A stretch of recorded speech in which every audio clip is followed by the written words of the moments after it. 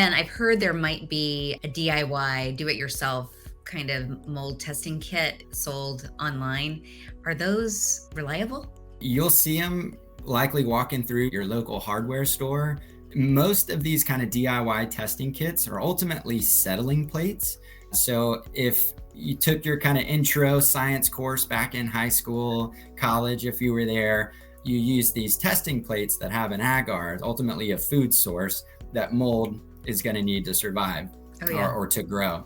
So the idea behind it is mold's naturally occurring. There's going to be airborne mold spores in any environment, but those spores settle in that settling plate and then begin to grow.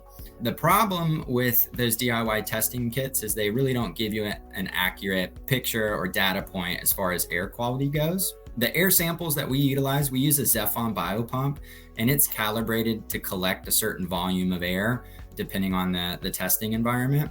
And so we're actually pulling air from the ambient environment.